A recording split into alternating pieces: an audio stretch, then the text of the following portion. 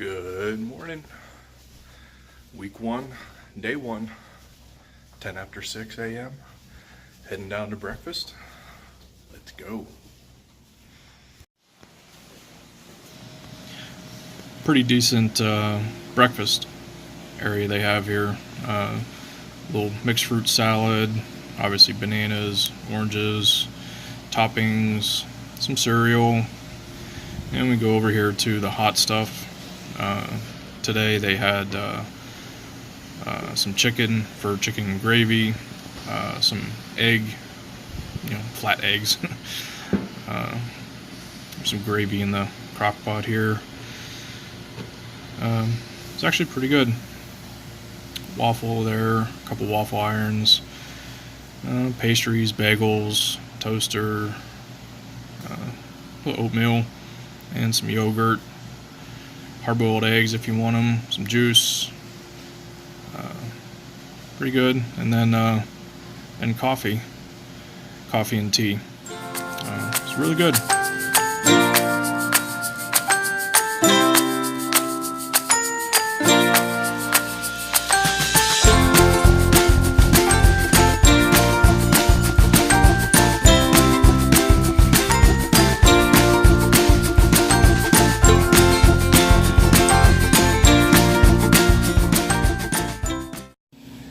Alright, so week 1, day 1 wrap up.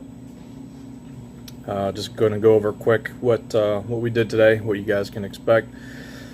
The day was started at 7:30 in the morning, ended at about 4:30.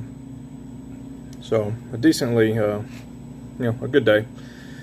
So our main trainer's name is Steve. Really cool guy. Another trainer's name is Jack, and we also had Chris as well. Started by doing a roll call to make sure everybody showed up. At that time, we paid our $400 in cash to actually be able to continue training.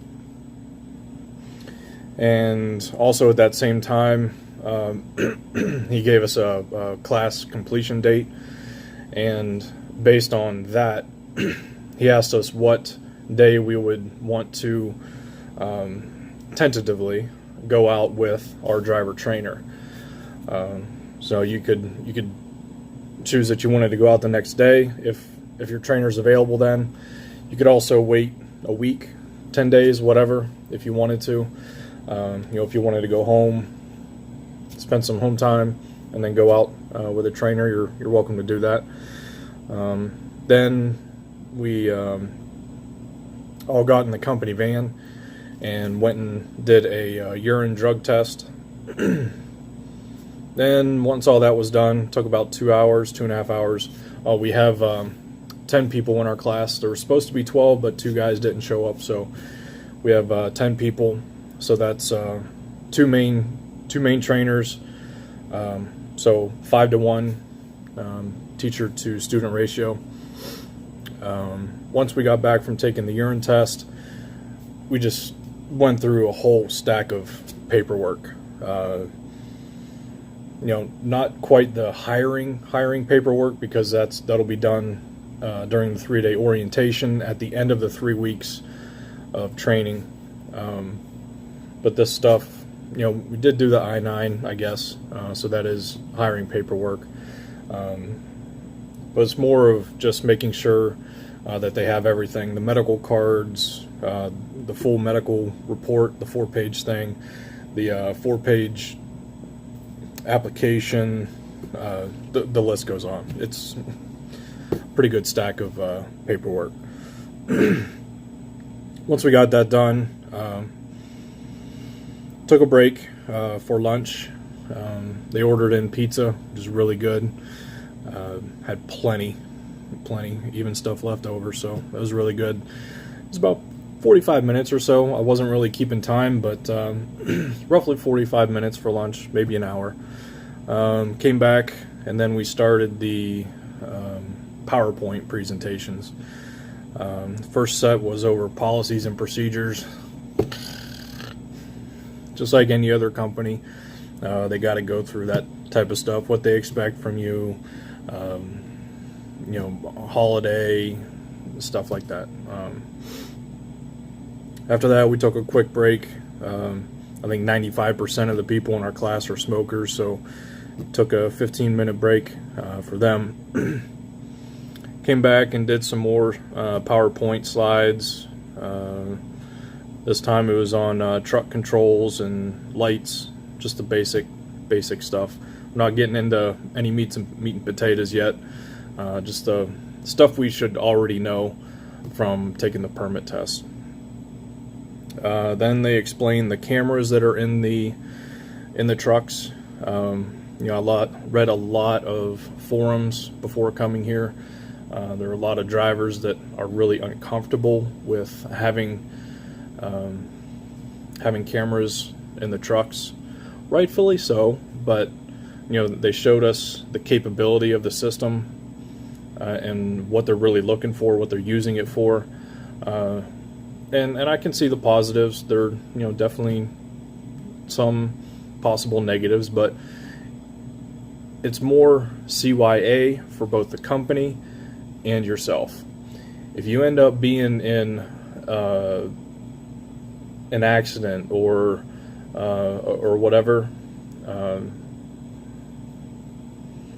what's called what they call a triggering event, if that happens, the camera automatically records the previous, I think it's 4 seconds, the incident itself, and then 6 seconds afterwards. So 10 or 12 seconds, and that can be used to either save your butt, save your career, save your job, or if it was your fault, then obviously, you know, it's your fault.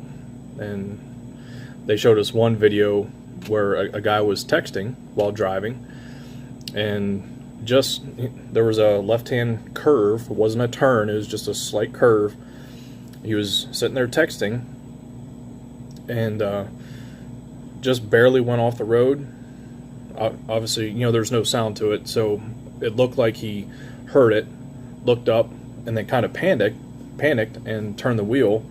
Well, that caused the tractor to go into a slide, and then you can see a little bit of the trailer, you know, turn over, which then caused the tractor to turn over, completely demolishing the tractor. You know, the trainer said, looking at the damage afterwards, if he would have done that same thing and had a passenger, or if he rolled the opposite way onto his side, he most likely would have not been with us anymore, would have died. So, and it can happen like that.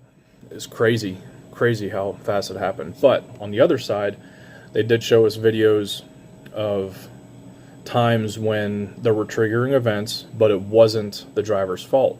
So there was one where, you know, a car was coming off or onto a highway and just turned right in under the tractor's and trailer's wheels, right into the wheels. And so obviously that wasn't the driver's fault, but now you have that proof to save your career, job, etc. So, you know, positives and negatives to everything. Then we took another break, came back. Everybody's starting to feel the tiredness at this point, because the day was just, you know, pretty boring, to be honest.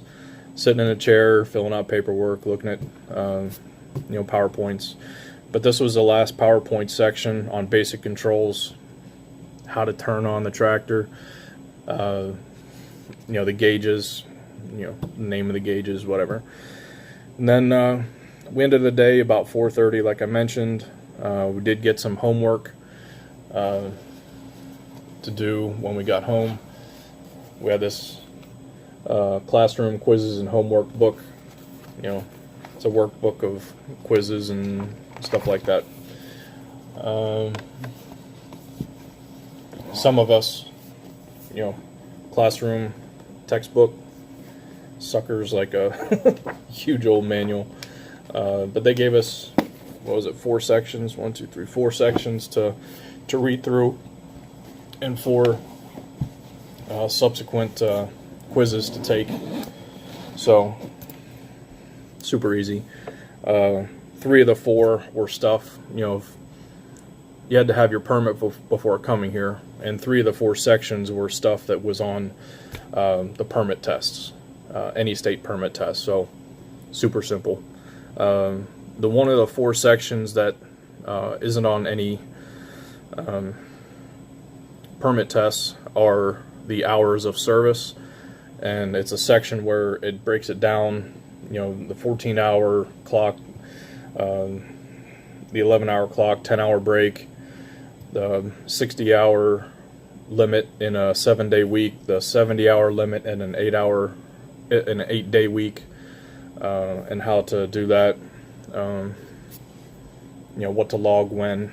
So, but he said we'll learn most of that when we get out into the field with a driver trainer, and actually learn how to do it, when to do it, the scenarios and stuff like that. But this is just like a basic overview.